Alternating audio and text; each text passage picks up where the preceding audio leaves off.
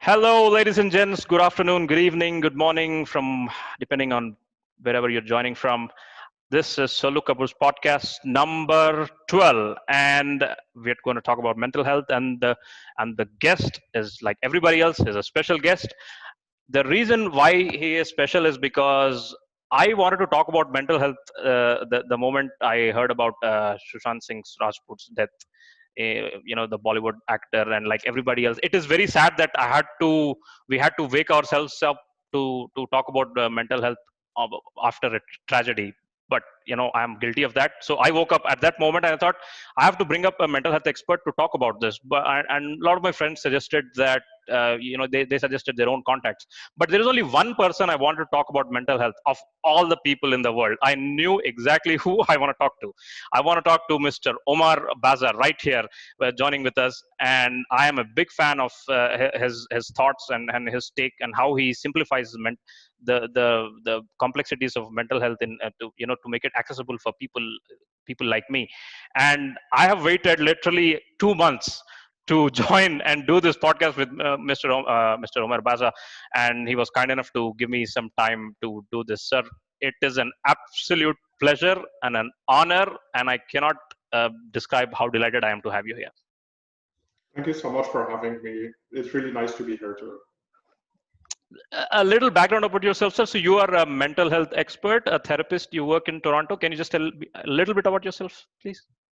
Yeah, so I'm a clinical therapist. I work under the provincial government of Ontario, and my job basically is to serve the youth, like children, teenagers, young adults of Ontario, in providing free therapy.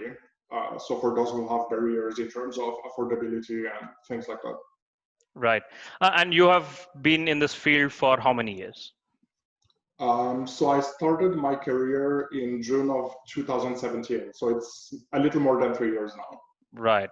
So I'm going to break one more stereotype that you have to be massively experienced to talk about the nuances of mental health. And here is Mr. Baza. Why didn't you that he was? You would look at his tweets and look at his thoughts. You would think that he's at least 10 years experienced, but for a couple of years, he's massively ahead of most of the people in terms of how he conveys mental health issues. So I would like to straight away jump in. As I told you in the beginning, that the reason why I felt this urge to talk about mental health is because I was affected by Sushant Singh Rajput's suicide in Bollywood. I mean, you must have known the news, right? The real shock about that is like, how can successful people take that step? I mean, he was successful, he was self-made, he had enough money, he's an actor, he must be comfortable. I mean, it is quite unfathomable for me and many of my friends that I know that even people like them can also take a step like that.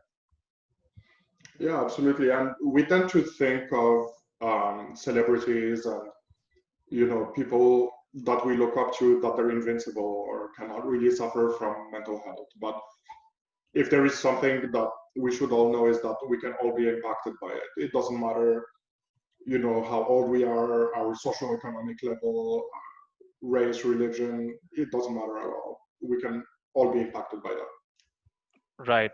And especially people excuse me, especially people who work in that business, right? The show business. I mean, the pressure of 9 to 5 job is different, but the show business, it's so uncertain. You never know where your next gig is coming from. People in that field, do you observe, there's something peculiar about the stress that they go through? Yeah, I mean, like there are always certain jobs or certain careers that are going to have some sort of stressor attached to it. Right. And like you said, in terms of the show business industry, it can be very shallow, based on looks, based on so many other very superficial factors, where ageism is really very present there. So I'm sure that those types of pressures must affect mental health at one point or another, for sure. And our community is like, men, don't cry, just don't be don't be a girl and shit like that, right? Like I saw a meme yesterday, right? Like there was a cartoon of a guy drowning and his hand was the only thing that was above the water, and another hand comes and instead of grabbing the hand to help, it just gives a high five and says, man up, be a man. Yeah, yeah, that actually illustrates it pretty well, where we're not really taught to show our vulnerabilities. Um, and especially crying, like crying is one of the best coping mechanisms that we have. It allows us to really externalize everything that we're feeling, to empty ourselves. Like it's one of the best things that we can do when we feel we are in a mental health crisis at the moment. But because we are taught to repress those emotions and those feelings, then they always come back later on with a vengeance. So the more we repress things, the more they're going to come back in mental health issues. Right. And in the mental health issues, we also have in our community, right, especially the Desi community, we have this habit of, suggesting toxic positivity, isn't it? It's like, don't worry, just let it pass. What will happen, and that and this. We don't. What should we really teach about our younger generation or generation like ours? What is the thing that we should actually be teaching and making them approach this instead of giving them positivity? And positivity is good, but you know what I mean, right? Yeah, and I really don't like that positivity that comes in motivational quotes, because a lot of it is just plain wrong. Like when you look at it scientifically, or when you look at it from a lens of clinical psychology. Like I mentioned on Twitter a few days ago, I was talking about which one did, oh, letting go. So the concept of letting go, like that's just impossible. You can't let go of your trauma or your depression or anxiety. You can work to accept it, um, but it's never really going to go away. So already when you tell people let go, you're giving them a goal that they're obviously going to fail at. Like there is no victory there. And when you do that, when you set someone up for failure, what you're inviting is them feeling guilty because they can't achieve it, and worsening their mental health because they feel inadequate, that they're not able to do that. And so all of that is really, uh, and you can see a little bit when it comes to that positivity and motivational speech, how it can turn out to be. Right. And also, right, what are the kind of pressures that our cultures and our religions impact, right? It there has to be a massive role in the way our cultures and religions put the stress on us, right? And especially if we really talk about women, right? So they must be battling something else entirely, isn't it? Yeah, I mean, I can, just from all the messages that I get and the therapy that I've done before, like I really feel bad for what a lot of women are going through in our culture, whether it's the forced arranged marriage concept, or the fact that they're just supposed to be, cooking, cleaning, despite having degrees. There are just so many aspects that we need to change, absolutely, like, and something that we need to change as soon as possible. It's not something that we can just try to change slowly or things like that. It needs to happen like yesterday. Right, right. And it's like, and there are many people who have some good thoughts, and they have this liberal outlook, but they're surrounded by conservative outlook people around them, right? All the way from your family to friends, and and your entire closest circle is totally into conservative right wing way of looking at things, especially on mental health, right? So how's that, what do you see, how do you see those effects on so, client like with in clients like you deal, right? Yeah, it can be very isolating. And there is a reason why, like, that's one of the reasons why I created my Twitter account. And the reason why I do the work that I do is because it can be very isolating to be with family members who have that kind of mentality, who think that way, and you feel isolated because you're different from so many other people. And it's just awesome to be able to gather with people who are like-minded, people who want to improve things.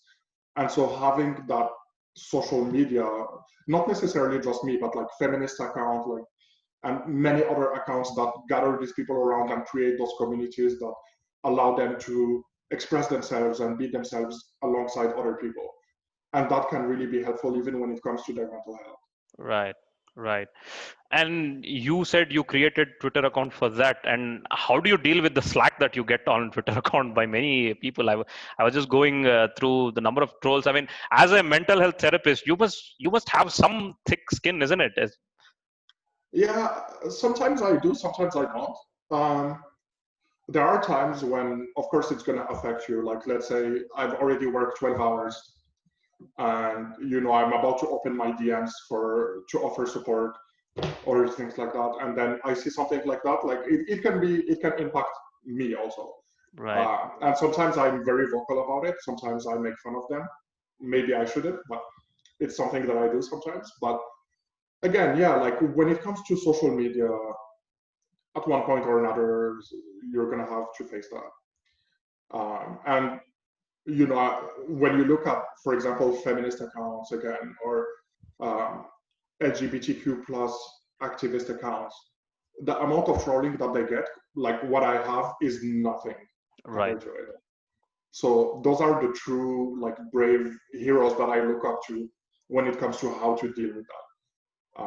And so yeah, I'm I- learning to have a thick skin. Usually, like I don't really have one, but I'm trying to build one. in your real life also, like, do you face any sort of condescendence from your clients because you're basically telling your people that, yo, your mind is fucked up, and people are like, what? Who the hell are you to tell me? So it's like, do you feel any sort of condescendence from your clients? And I'm assuming that women face it more, if not. Yeah, Not you. I don't think I've faced like outright condescension in my work. Like sometimes I feel like once or twice some racist comments, but then all the rest is just things that are really normal within a therapy setting, like anger outbursts, Right. um, things like that. Like, but not really the type that you can feel on social media. No, I Right. don't think I've ever faced that before. Right, right. And my because my one of my friends who studies psychology, she says the first thing that they're taught in the first semester of their college is they have to come with 0 point of judgment. So Mhm. the first lesson for any therapist is like, you have to take everything from zero judgment, and you have to be really empathetic. But how is that real in real life? I mean, how do you erase generations of biases before you become a therapist? Is that a problem? Is that happening in reality? Yeah, so it's not so much about removing biases or judgments as knowing when they happen and not letting it impact us. So judgments are just something that we always have. We have those first impressions, and we're always judging ourselves and others. It's just part of, I guess, the human brain experience. But it's just overlooking them and not letting it impact our objectivity. Even though like we can never be 100% objective, therapy sessions are still human interactions. Connection is really important when it comes to therapist-client relationship. So there are so many aspects where that make it impossible to be 100% objective. But the more biases and judgments we remove, the better we can be at our job.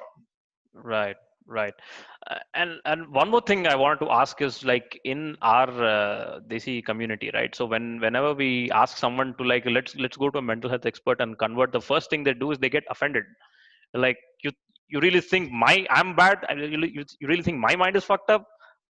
So what do you suggest is a better way to, like, convince them for therapy, or uh, how do you deal with that problem? Because it is a problem. Yeah, Admitting and itself is a problem, right? Yeah. yeah, and that's a problem, to be honest, in all brown culture, whether it's Desi, Arab. I feel like it's the same. Where the idea of psychological treatment is only for people who are like schizophrenic, or you're either sane or you're crazy. There is no in between. But our mental health is a continuum, And there are moments when we're going to be doing well and moments where we're not going to be well. And that's just normal. And when we have some of those dips where, we have a lot of anxiety, depression, or whatever else it can be, then treatment becomes like one of the best ways to recover. And when we look at physical illnesses, like if I were to go break my arm today, no one would tell me to not go see a doctor or to be tough. They would all worry and say, like, please go to a doctor and get that treated. It's exactly the same thing when it comes to mental health. When we have those strong symptoms, it's like having those physical illnesses that are debilitating, that affect our quality of life. Like if my arm remains broken, I cannot carry things, I cannot drive, I cannot do so many other things. So, and it's the same way with mental health. If I have strong anxiety or depression, my memory is impacted, my attention span is impacted, my concentration is impacted. I can't find pleasure in usual activities, I can't be productive anymore. And so how am I supposed to function in the world outside, whether it's university, work, or anything like that, when it's impacted that way? And you talk about admitting having mental health problems. How many of them are still stubbornly not admitting, even in the middle of a pandemic, right? We clearly see our behaviors have changed, we clearly see we are stressed out, our sleeping patterns have changed, our eating patterns have changed, but still we don't admit it. I mean, it's what is the root cause of that thing? Yeah, I mean, stigma. Again, we don't want to admit to it because we're scared to be judged. We don't have that safe environment where if we mention it to our parents or, like people we think we may trust, they may turn that against us. And so it almost becomes a better alternative to just suffer in silence from it rather than share it or get help. Because, and then there is always that guilt where we tell ourselves someone is worse. At least I still have that job, or I still have my school, or I still have a roof over my head. But again, like our first point, when it came to celebrities is that it doesn't matter how much you have or, like your social status or anything, mental health is going to impact you. Like it's just a universal rule. Right. And I also want to touch base on what is the impact of this outright capitalism also, right? Capitalism also, I mean, we talk about people who suffer from mental health problems who work in show business, but they're 9 to 5 people, they have their own business, right? It's like we live in a society, when you live in a society where if you don't work, you go hungry, you don't work, you don't have a roof on your head. What impact does that have? I think like for anyone who follows my work probably realize that I'm not a big fan of capitalism at all.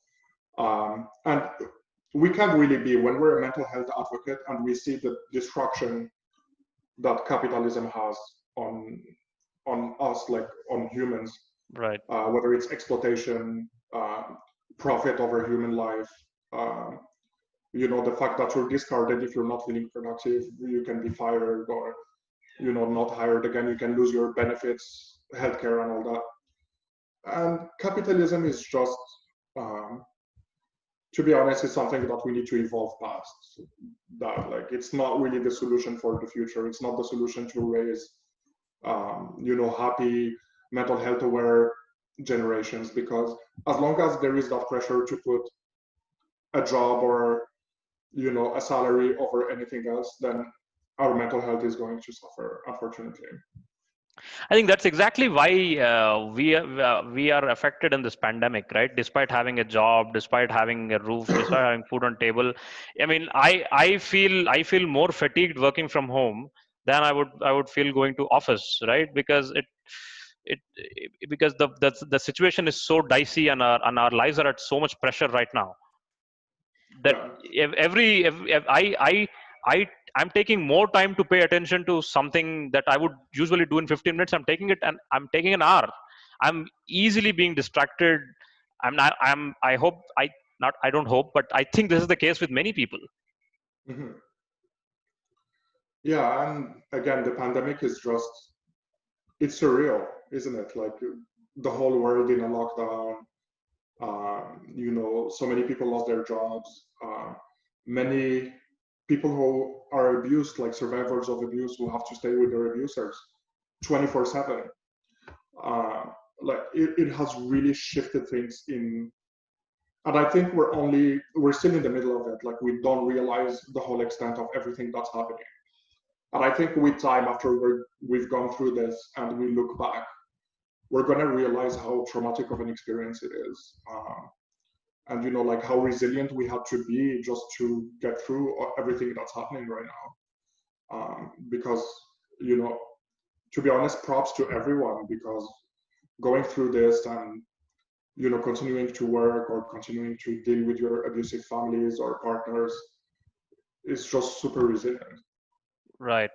Uh, I wonder if there are any historic examples, right? Because my question is like, how long will the scars of this entire thing will last in our minds, right? For example, I wonder what was the psyche of people post something like World War II, or post something like Iraq War, or something like that, right? I mean, I wonder how long will those scars remain in people's minds. Yeah, I mean, a long time.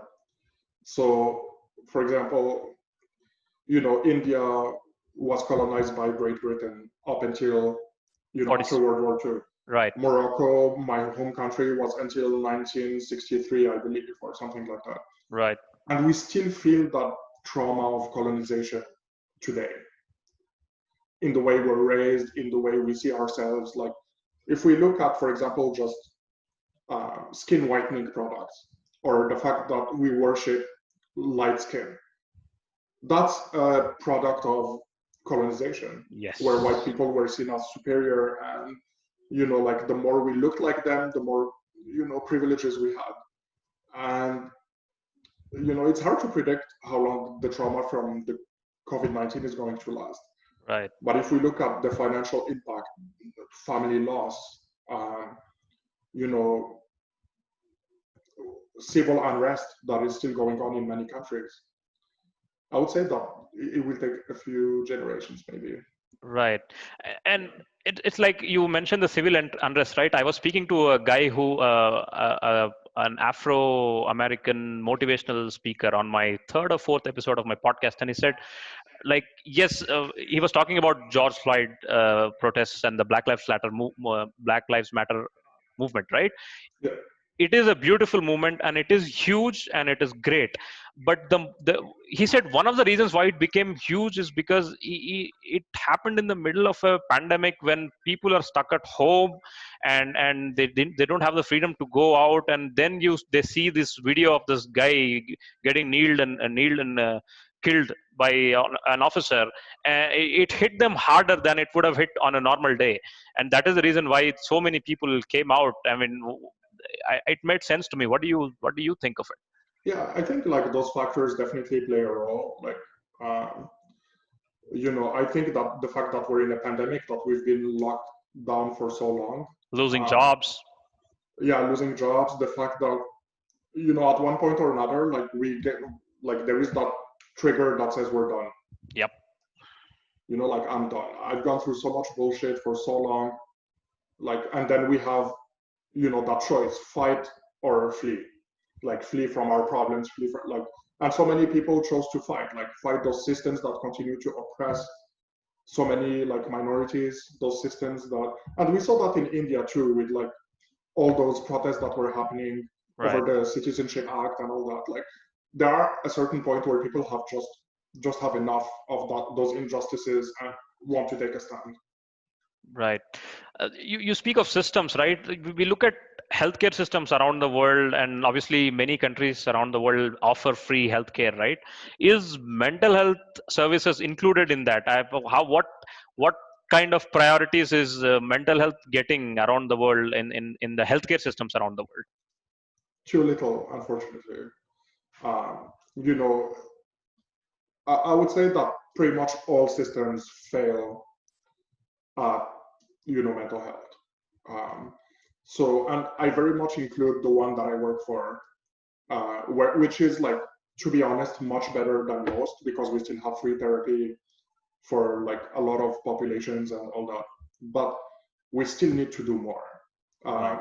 If we just look at the difference between physical health and mental health, like what is covered, like we have systems of ambulance, like hospitalizations, outpatient, and we have some of those too for mental health, but they're just not as big. And mental health is the second leading cause of disability worldwide. Right. And so when we look at the impact that it has, even from like a capitalist point of view, when we look at it, disability leads to loss of productivity, loss Yes. of income, loss of profits for companies. And so even from that mindset, without wanting to shift the world or anything, like mental health needs to be a priority just because of that. Right. There are industries which lay emphasis on physical health, right? We have fitness industries, you ask you to exercise. We have diet industries which ask you to have good diet. But there is even there should be some push to get it into the popular media as well, right? The awareness of this thing, because you look at Instagram, there are enormous amount of influencers who talk about physical health so much, right? It's like it almost as if they say sometimes it's like, I go to gym to relieve my stress, which I don't I like, it doesn't make any sense to me, right? I mean, if I'm stressed out, I'm not going to the gym. I mean, I don't concentrate and I lose the weight and I injure myself, right? So this enormous emphasis for physical health, but very little emphasis for mental health in our popular media.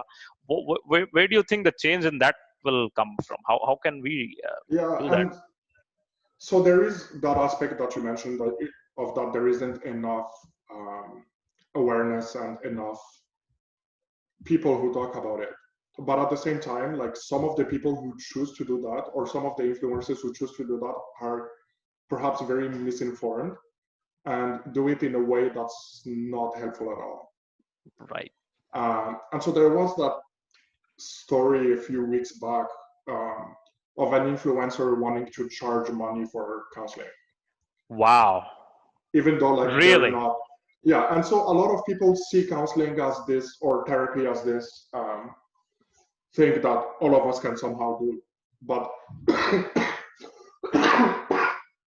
sorry, but people forget that it's a science, and it takes years and years of studying, of placements and supervised sessions to be a therapist. Like you're literally like exposed to people's worst vulnerabilities, their traumas and everything, and what you choose to do with it is a huge responsibility. When people are that vulnerable, so many changes can happen, and so many things that you're going to do are going to have an influence. And so to do something that's not scientific or that's not going to be helpful can screw things up even further. And so I always get livid when people who are not really, or they take an online class and think that that's enough. Like imagine if someone said that about being a doctor. Like would you trust someone to poke you with a needle or something if they say, yeah, I took an online class, I'm fine, I can do that. And so that's why like this stigma, and those people take advantage of the stigma that exists. Because there is that stigma, because we don't know much about what's going on with mental health, what it takes to get to a point of being like a therapist, psychologist, psychiatrist, then a lot of people are taking advantage of that gap for their own financial gains or social gains or whatever it is. Right. And like, even if they do with good intentions, right, it's just this weird assumption that, yeah, I'm a good listener, so I'm a good therapist, which is like Yeah, absolutely. And again, that's another misconception. If all we did was listening, it wouldn't be that hard to do for sure. But again, like even active listening, like a lot of us think that we're experts in active listening, but it's so hard to actually get there. I don't even think I'm, like as good as I can be when it comes to that. Like I'm still learning a lot how to do that. Like when would you speak again after someone has stopped talking? Are they gathering their thoughts? or are they like just waiting a little bit before they can speak again, or is it really your turn to speak? Like those small social cues can make a huge difference, because like what may come after that pause in talking may be some of the most important information that you need for their treatment. Right. So, and again, I'm not even like perfect in it. There's still a lot that I need to learn. So now imagine someone who like, has no training or no education in those, in therapy or psychology. How would they handle those cues there? And that's Right. just one tiny example out of many. You speak of listeners, right? And one more thing people blame is like people who are in depression. Why don't they reach me? Why don't they approach me? Why don't they, speak out? Why don't they approach someone? How do you explain them that if it was that easy, they would approach it, right? There is something that is stopping them, isn't it? It's like, how Yeah, do we erase this misconception, right? It's like when that guy killed himself, Sushant Singh Rajput, is like he's so influential, he had so many options, he had so many people to talk to, and why didn't he reach out? So how do you answer that question? yeah. I mean, we don't have safe environments. Like how many? Ask anyone, for example, who's gone through mental health issues in their life, and all of them, rightfully so, have trust issues when they open up, because it's been used against them, because they've been belittled, you know, made to feel guilty by their loved ones. And so those breaches of trust make it so hard to open up again. And so, for example, for people who reach out to me by DMs on Twitter, uh, asking for support, I'm fully aware that I'm perhaps like their last chance. They're like, if this guy cannot answer what I'm going through, or is not going to listen to me, or is going to judge me, I'm going to shut down. I'm not going to talk to anyone ever again. And so it's a huge like responsibility the way we interact with someone who's going through mental health issues. And even like the slightest things can be really impactful, like a frown, um, like your lips get pursed all of a sudden. Like just those small cues, like when someone is feeling anxious or depressed, they're hyper aware of their environment and they can see those things, even though like you may not realize that you're doing it. And it's not to say like, oh my God, I'm never going to help anyone again because I don't know what's going on with my face. But it's just about realizing that there is so much that goes into it. Right, right. And one more thing people have is like people who are depressed, or people who have suicidal thoughts, or who actually do commit suicide. It's like somehow they have given up. They have given up. That is a shortcut. Should not be encouraged. And obviously no one encourages suicide, but it's this you understand my question, right? It's this feeling like they are somehow like they have not tried enough. Yeah, suicide like it's a complex topic also. So it's not just giving up so much as it's like hopelessness and helplessness, where it seems like there are no more solutions, um, or like there are no more treatments for pain, or whether it's physical, psychological, where they've tried perhaps a few things and didn't succeed. And suicide has a lot of stigma attached to it. If we look at most of the religions in the world, like suicide is highly stigmatized. But every person that passes away from suicide is a failing of society. Yes. Every single person that passes away, we're the ones who should feel guilty, not them. And that's something that it's a hill that I would be willing to die on. Like, it's really important to realize that we as society have failed them. And that's why they felt they had no other solution. Right. That And quote I that you also did. I Sorry. lost a partner to suicide. So suicide is something that I'm highly, highly like, I research it as much as possible. I try to prevent it as much as possible. And it's something that's deeply personal to me. And again, like when we look at it, and of course, like when it comes to our loved ones, like for anyone who's lost anyone through suicide, like there are certain points where you may feel angry at them. Why did they leave us? Why, like what happened? But the more we recover from it or see it from a more objective perspective, the more we can realize that it's really not their fault at all. We have to let this thought linger a bit. Um, First of all, sorry for your loss. That you Thank just you. the quote that you said, right? Every suicide is just society being what was? Can you repeat that?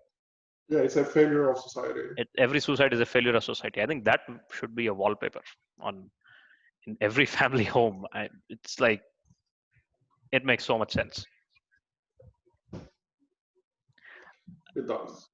And it's the more we look at this, the more we research it. Even like you don't have to be a professional. It's just researching things like how suicides, why they occur, and what can we do to prevent them and all that. And you will realize that most of suicides can be prevented so easily. Like with just a little bit of treatment, a little bit of support, social support, and all that. Like we can reduce those so much, but they're not there, unfortunately.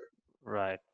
Once I heard someone say, I totally forgot whose quote it is, but I'm not trying to take the credit of the quote. But he said, people who feel suicidal are like they are stuck in in a balcony of a building which is on fire, and they have no other option but to jump to escape. Yeah, and like there are so many metaphors that we can use with that. Yeah. But I think like for me, it's really important, like rather than looking up those metaphors, that we really try to understand what suicide really is, like, and how much like the impact that it has, what it feels like to be inside the mind of someone who has suicidal ideation. Because and those images, like those metaphors that we have, can be helpful in terms of understanding Right. very quickly what they're going through. But like when you read the accounts of people who've gone through that or who've had suicidal attempts, we realize that how complicated it is. And even like something like commit suicide, we hear it often, all the time. It's highly stigmatizing. Like we commit suicide like a choice, it's something we commit to ourselves. But again, like if it's a last resort solution to escape that pain, that hopelessness, helplessness, then it's not really something we commit. If we have other choices, then we're not going to do that. If we don't have that physical pain, that psychological pain, suicide is not even going to be an option. If there isn't that constant abuse, day in, day out, those traumas, suicide is not going to be an option. So it's not really so much that we commit suicide as much as it is that our society failed us and pushed us towards that last resort situation.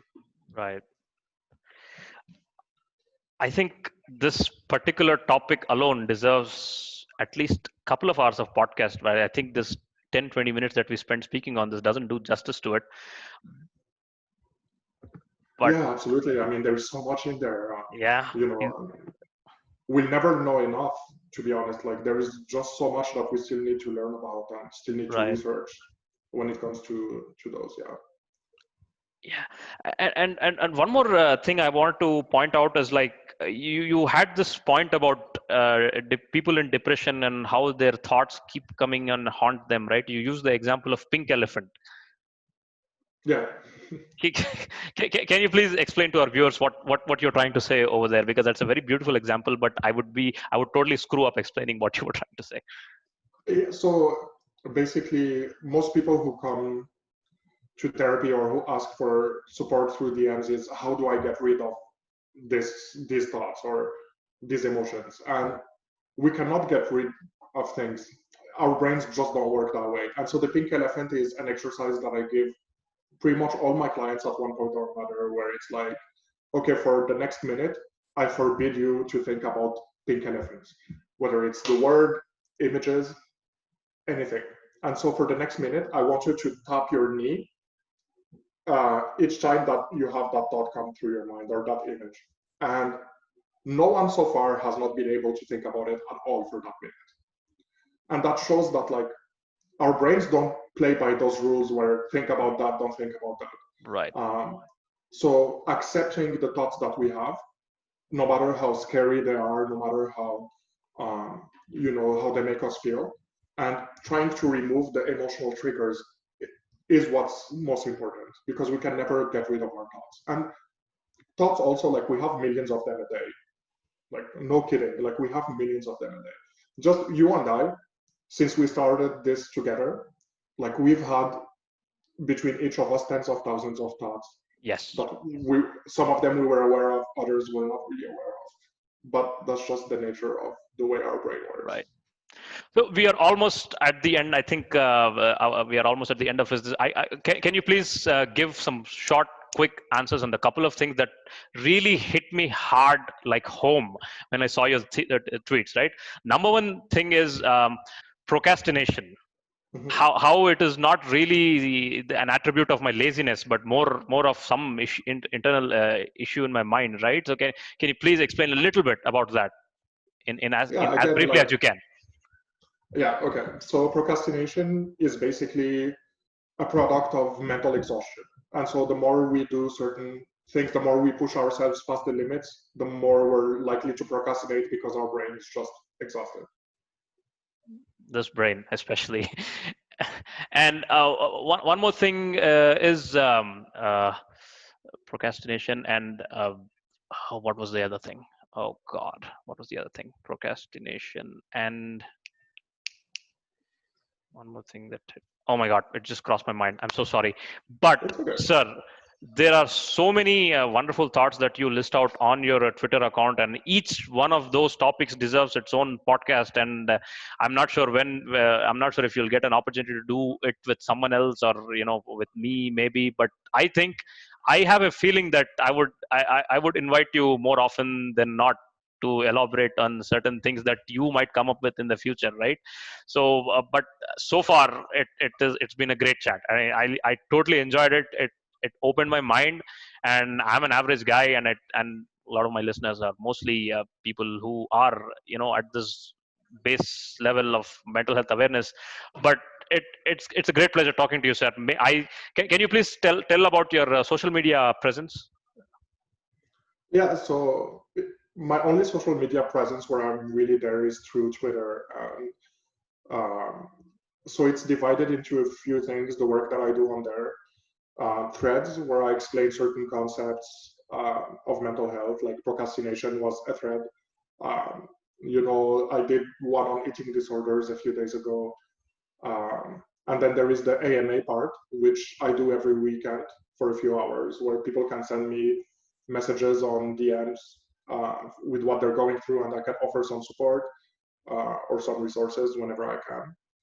And the other part is just me as a human, not as a therapist, where I share pictures of my pets, of, like my garden. I love gardening, things like that. So there is a little bit of everything.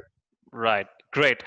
So why don't you go beyond your tweets, right? Why don't you start some monologue? I mean, obviously, I'm not trying to force and put suggestions in your mind, but there are more elaborate ways to explain this than Twitter, right? Are you planning to like compile all your tweets into one book or release something? Are you planning a video series where you monologue about yourself, or a podcast series? Do you have any other plans to really elaborate your points? To be honest, not that much. Just because like I already work something like 12 hours a day, Mm. and I don't like I also work on weekends. So thinking about extra work just makes me exhausted just thinking about it. So maybe someday I'll expand into like another form of media, Mm. but it's definitely not happening anytime soon. Right. And what I really like about Twitter though is the fact that like you can express things in a written way, like so they can stay there for a while. People Right. can go back and look at them, and there is a chance to be anonymous. So you don't have like for people who write to me sometimes, like they create throwaway accounts just Hmm. to write to me because they're scared or from their alt accounts. And so those are things that I really enjoy about Twitter. I really like about that Right. because you don't have to be yourself. You don't have to face your peers or family if you need mental health support. Yeah. And that's why I'm sticking on there for the foreseeable future. Wonderful. Sir, I think what you're doing is a treasure. You are a treasure on Twitter. You're my favorite account, the nicest person on the social media I've ever known. Thank you very much for talking to us. Thank you very much for your time. That's it from this podcast, ladies and gents and other genders. Good day till we meet again. Bye, everyone.